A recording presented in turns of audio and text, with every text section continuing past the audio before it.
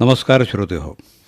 आता पेन्शन ही कथा आपण ऐकूया. अंधारातील दिवे या कथासंग्रहातली ही कथा आहे. लेखक सेवानिवृत्त प्रोफेसर डॉक्टर आनंद दत्तात्रय भोसले, GS कॉलेज, खामगाव. अभिवाचन दत्ता सरदेशमुख. ऐकूया तर कथा tension.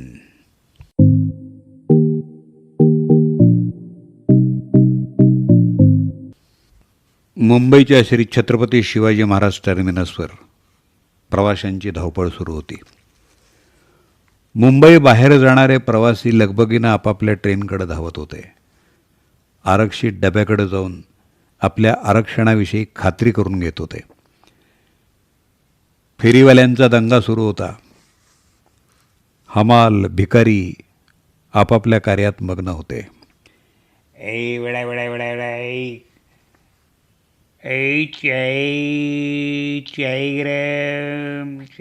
Coffee coffee coffee coffee चाय. त्याच वेळेस गोरावर्ण, चेहऱ्यावर सुरकुत्यांचं जाळं अशा 85 वर्षाच्या कौसल्याबाई स्थिरगतीनं प्लॅटफॉर्मकडे येत होत्या. मुंबई हावडा मेलनं त्यांना आता अकोल्याकडे निघायचं होतं. त्यांच्या सामानाची बॅग बायजेकडे होती. बायजा कौसल्याबाईंना जपून चालण्याचा अधूनमधून सल्ला देत होती. आजी, आता अकोल्याला संदीप भाऊकडं आरामानं राहा. इथं मुंबईमध्ये लई दगदग. अहो, मेलं इथलं जीवनच धकाधकीचं आणि धावपळीचं. निवांत वेळच कुणाजवळ नाही. कामाला जाणाऱ्यांची पण घाई आणि घरात बसणाऱ्यांची पण घाई. अगं बायजे, निवांतपणा यायला सर्वप्रथम मनात निवांतपणा यायला पाहिजे. ईश्वरावर श्रद्धा पाहिजे. परस्परांवर विश्वास हवा. मुख्य म्हणजे मनावर नियंत्रण हवं. मग बघ कसा निवांतपणा येतो ते. आजी, हां आजी, आली S7. हीच आपली बोगी बरं का, आणि आपला बर्थ नंबर 22. असं म्हणत बायजेनं कौसल्याबाईंसह रेल्वेच्या बोगीत प्रवेश केला. जागा शोधून सामान व्यवस्थित ठेवून दिलं. बस आजी आरामशीर, मी आता घरी परत जाते. हां, पाया पडते तुमच्या. असं म्हणून बायजेनं कौसल्याबाईंना नमस्कार केला. कौसल्याबाईंनी थरथरत्या हाताने तिला आशीर्वाद दिला. तसा पायाला चर्रकन गरम स्पर्श झाल्यामुळं बायजा चापपली. आजी, तुम्हाला ताप आहे का काय? अगो बाई, चांगलाच ताप आहे की. घरी परत चालता काय? हां, नाही बेटा, आता तू घरी जा. मला काही होत नाही. आता रात्रभर गाडीत झोपायचंच आहे. थोडी धावपळ झाली ना, म्हणून अंग गरम झालं असेल. तू आता जा. अगं, रात्रीचे 9:30 वाजतायत. जा, सांभाळून जा. बरं आजी, जाते मी. असं म्हणून बायजा निघाली. प्लॅटफॉर्मवरून पुन्हा एकदा कौसल्याबाईंशी खिडकीतून बोलली, चहा हवा का? हां. आस्थेनं चौकशी करत बायजा एकदाची गेली. कौसल्याबाई तिच्या आकृतीकडं रेल्वेच्या खिडकीतून बघत होती. तेव्हाच गाडीनं शिट्टी दिली आणि हळूहळू गाडी वेग घेऊ लागली. तसतशी प्लॅटफॉर्मवरची प्रवाशांची, हमालांची आणि निरोप द्यायला आलेल्या मंडळींची धावपळ धांदल वाढली. हाय बाय बाय हे सगळं सुरू झालं. श्री छत्रपती शिवाजी टर्मिनस स्टेशन हळूहळू मागं पडू लागलं. बायजा कौसल्याबाईंच्या मुलाकडं म्हणजे श्रीकांतकडं घरकामासाठी होती. श्रीकांत मुंबईमध्येच स्टेट बँकेत मोठा अधिकारी होता. त्याची पत्नी सुजाता, ती पण सेंट्रल बँकेत अधिकारी होती. बायजा बिचारी दिवसरात्र राबायची. श्रीकांतच्या दोन्ही मुलांची, स्वप्नील आणि स्वप्नजा, यांची सकाळी उठल्यापासून ते शाळेत जाण्यापर्यंत आणि शाळेतून घरी आल्यापासून ते झोपेपर्यंत त्यांची सगळी कामं बायजाच करायची. घरातली आवरावर, किराणा, दळण, अगदी सगळीच्या सगळी कामं. त्यातच आता कौसल्याबाईंची भर पडली होती. पण यामध्ये श्रीकांत आणि सुजाताचा कोणताही सहभाग बायजेला मिळत नव्हता. कौसल्याबाईंना कालचा सकाळचा प्रसंग आता जशाचा तसा आठवला. अगं सुजाता, आईला पण उठव ना.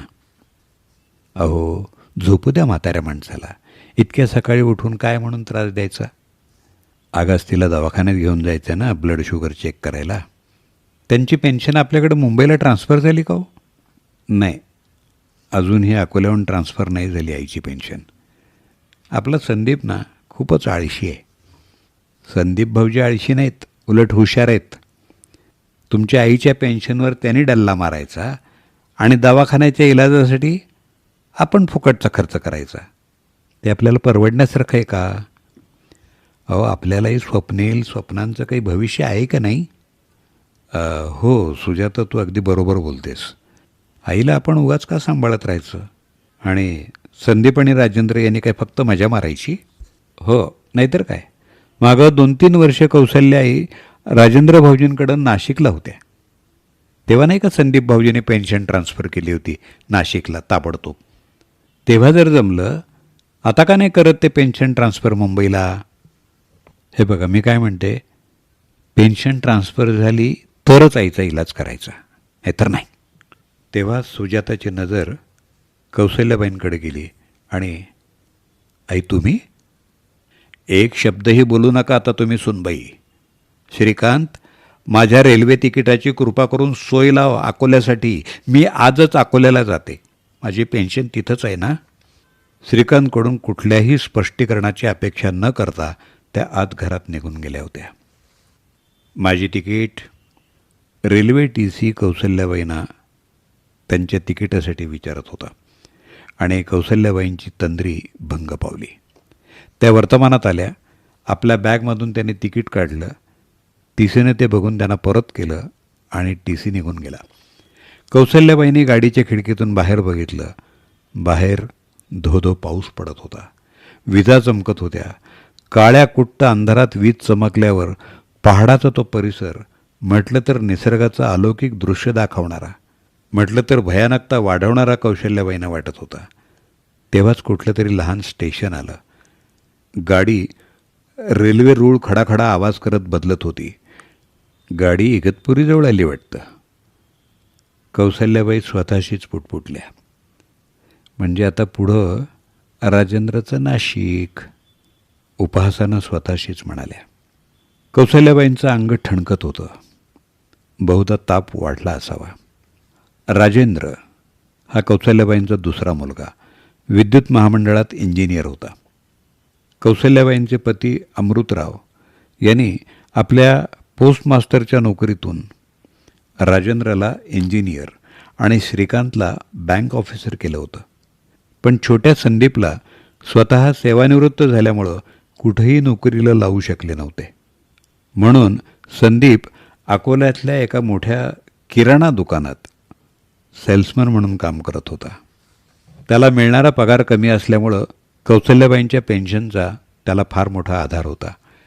ममता आणि मालिनी या 2 मुलीही कौशल्याबाईंना होत्या. ममता होती नागपूरला आणि मालिनी होती अमरावतीला. दोघीही आपापल्या संसारात सुखी होत्या. कौशल्याबाईंना त्या दोघी नेहमी आग्रह त्यांच्याच घरी राहण्याचा करायच्या. पण जावयाच्या घरी जास्त दिवस राहणं कौशल्याबाईंच्या स्वाभिमानी स्वभावाला आवडत नसे. पती अमृतराव हे तर बऱ्याच वर्षापूर्वी या निर्दयी जगात कौशल्याबाईंना एकटीला सोडून निघून गेले होते. मागच्या महिन्यात राजेंद्राच्या घरी नाशिक मुक्कामी असताना घडलेला एक प्रसंग कौशल्याबाईंच्या डोळ्यासमोर एखाद्या चलचित्रपटाप्रमाणे तरळू लागला. त्या दिवशी राजेंद्राच्या घरी आई कौशल्याबाई असल्यामुळं त्यांच्या मुली ममता आणि मालिनी या दोघी त्यांना भेटायला आल्या. 4 दिवस मुक्काम केला.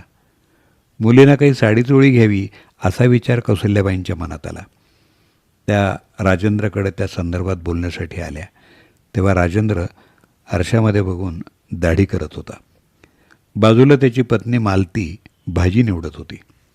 राजेंद्र, मी मी म्हणत होते. काय म्हणते साई?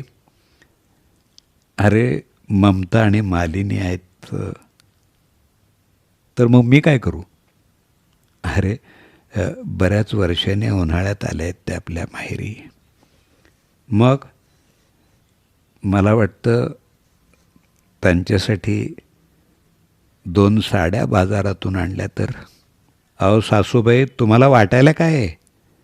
इथं हे आमच्या संसाराची कसरत आम्ही कशी करतो हे आम्हालाच ठाऊक आहे. बंटीच्या कॉलेजमध्ये डोनेशन आत्ताच भरलं. पिंकीचे ॲडमिशनचे राऊंड पुढच्या महिन्यात सुरू होतील. तेव्हा आम्ही काय बाहेर भीक मागायची काय? मालतीनं मध्येच तोंड खुपसलं. मालती, तुला आमच्यामध्ये बोलायची काय गरज आहे? कौसल्याबाईंचाही आवाज चढला होता. अगं आई, आई अशी कशी म्हणू शकतेस तू?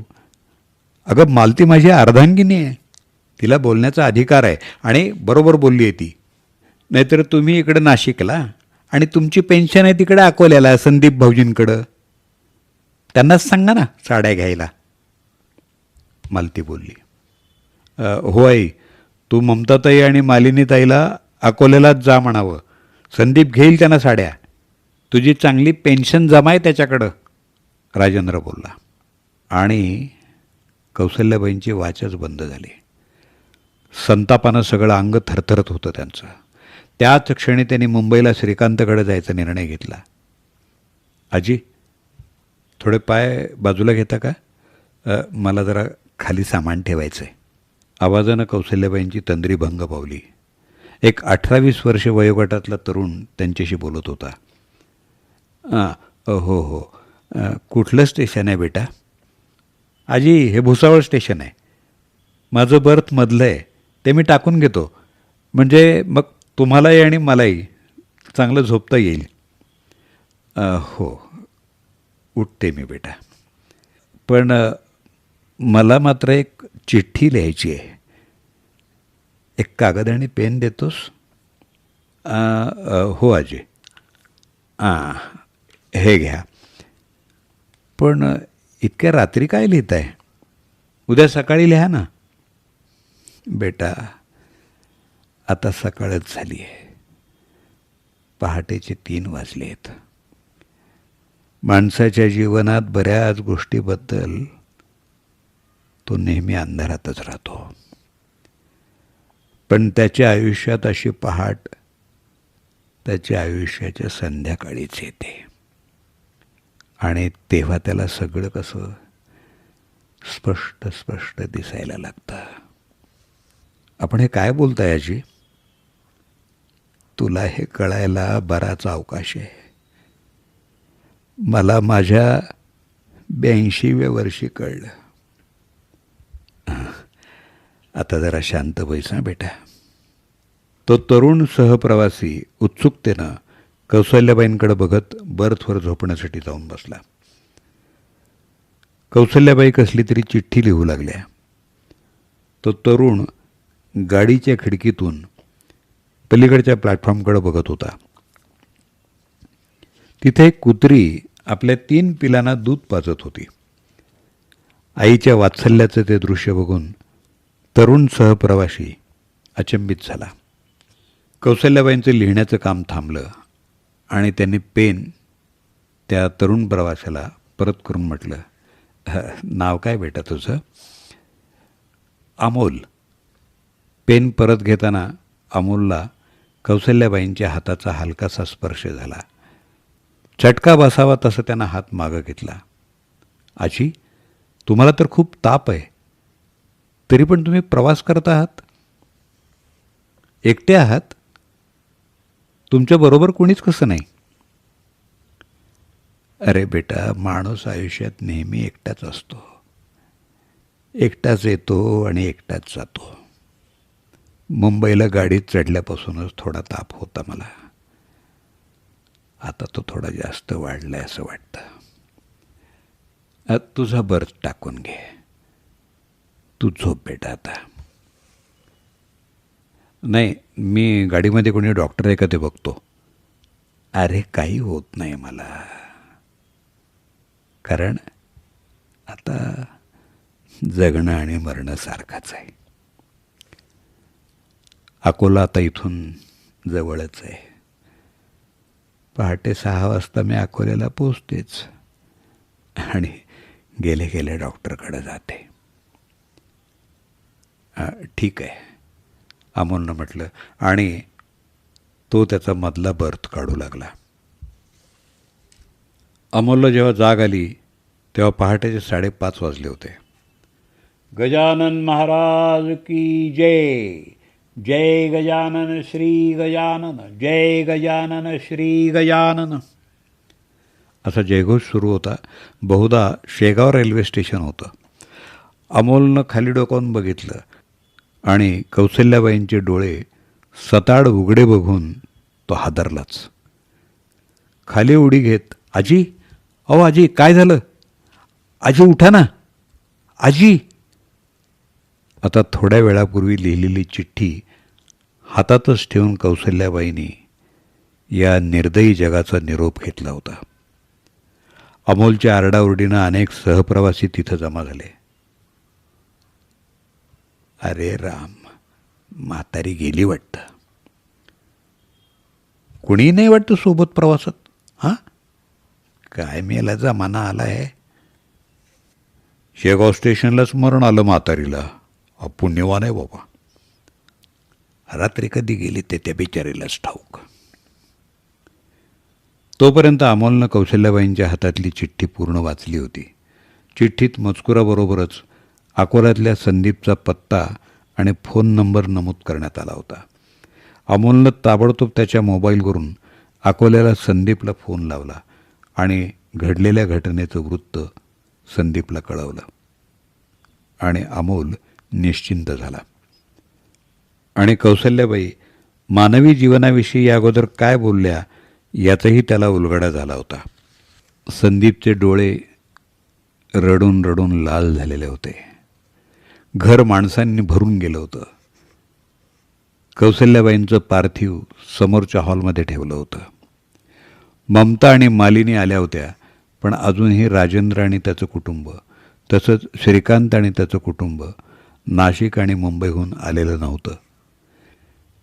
कौसल्याबाईंच्या मृत शरीराचीही परवड त्यामुळंच होत होती. कौसल्याबाईंचा सहप्रवासी अमोल त्यानं तिथं आल्या आल्या संदीपच्या हाती कौसल्याबाईंनी लिहिलेली चिठ्ठी दिली होती. त्या चिठ्ठीत लिहिलं होतं, प्रिय संदीप, ही चिठ्ठी जेव्हा तुला मिळेल तेव्हा कदाचित मी या जगात नसेन. खूप चक्कर येत आहेत. अंग तापानं ठसठसतंय. बेटा, माझ्या पेन्शनचा आधार मी तुला दिला, कारण तुला त्याची गरज होती. पण ते तुझ्या भावांना श्रीकांत आणि राजेंद्रला अजिबात आवडलं नाही. त्यांनाही माझ्या पेन्शनचीच अपेक्षा होती.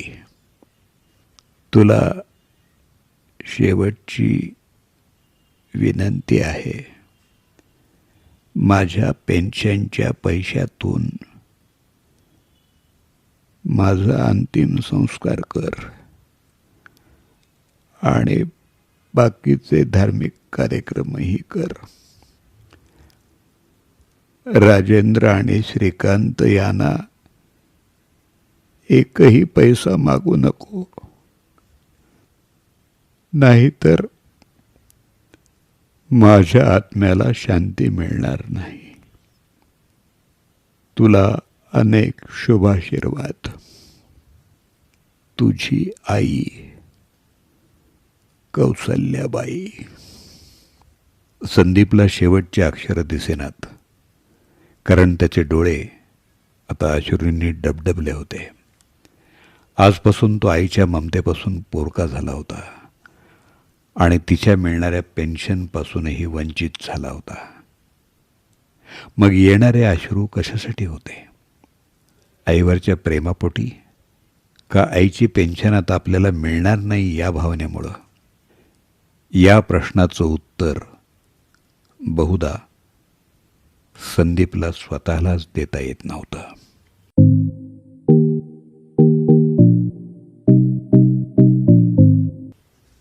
अंधारातील दिवे या कथासंग्रहातली पेन्शन ही कथा आत्ताच आपण ऐकलीत.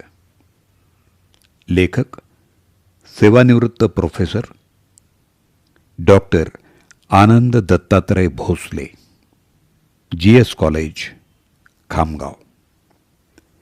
त्यांचा मोबाईल नंबर 9834914761. अभिवाचन दत्ता सरदेशमुख. 8329730186.